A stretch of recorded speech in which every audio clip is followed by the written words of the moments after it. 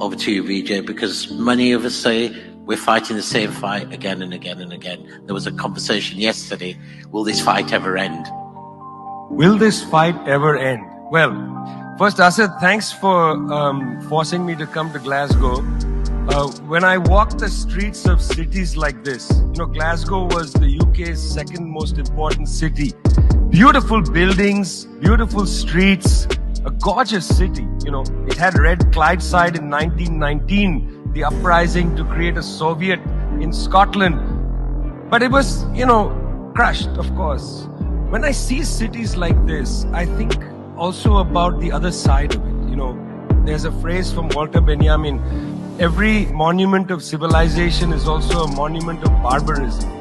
I think of the famines in Bengal, the jute workers in Bengal sending jute to Dundee through the Glasgow port.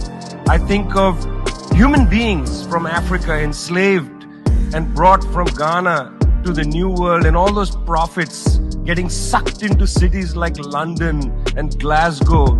Between 1765 and 1938, the British Isles stole $45 trillion pounds from India, 45 trillion sterling from India. We never got paid for that. When the British left India, when we threw the British out, our literacy rate was 13%. So much for several hundred years of so-called civilization. Meanwhile, our landscapes were destroyed. Coal was foisted on India.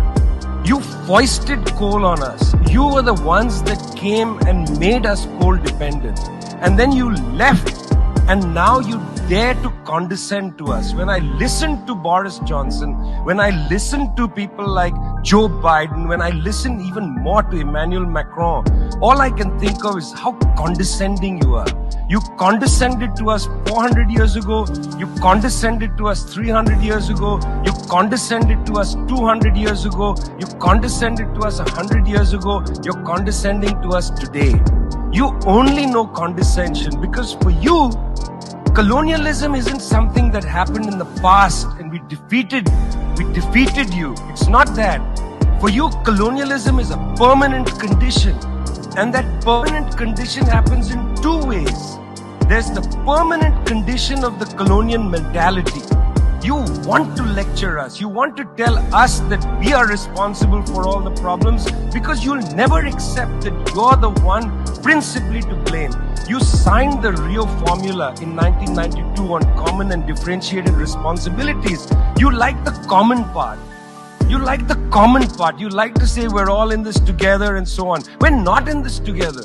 The United States, 4-5% of the world's population, still uses 25% of the world's resources. You outsource production to China and then you say China is the carbon polluter. China's producing your buckets. China's producing your nuts and bolts. China's producing your phones. Try to produce it in your own countries and see your carbon emissions rise. You love lecturing us because you have a colonial mentality. Then there are colonial structures and institutions. You lend us money, and every time you lend us money, which is our money, every time the International Monetary Fund comes to our societies and they tell us, here's the money we are giving you. No, it's our money. You give us our money back as debt, and then you lecture us about how we should live. It's extraordinary. It's not just a colonial mentality. It's the colonial structures and institutions which reproduce themselves year after year after year. And let me tell you something. The climate justice movement, not clued enough on this. The climate justice movement is a movement that says we're worried about our future.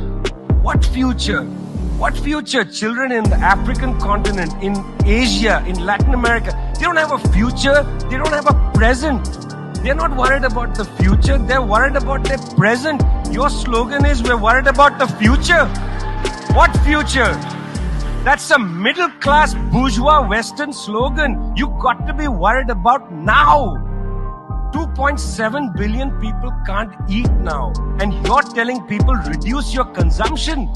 How does this sound to a child who hasn't eaten in days? You've got to clue into this, guys. You've got to clue into this. Otherwise, this movement will have no legs in the third world. No legs.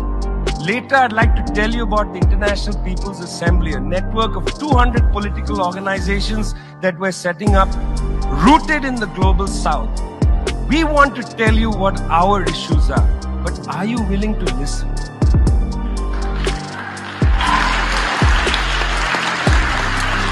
Thank you, Vijay.